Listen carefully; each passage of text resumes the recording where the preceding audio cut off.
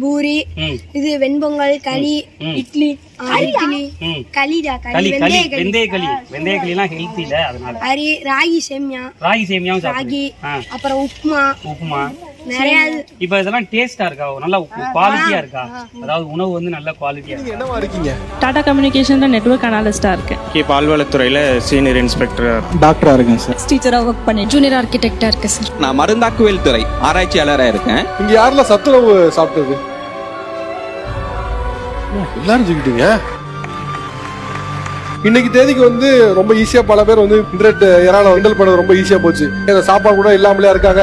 இது சாப்பாடு போடணுமா, இதுல எவ்வளவு எக்ஸ்பெண்டிச்சர் ஆகுது தெரியுமா, இதுல மோசமா பண்றாங்க தெரியுமா, குவாலிட்டி இருக்கா அப்படின்னு 1000 குறை சொல்லலாம்.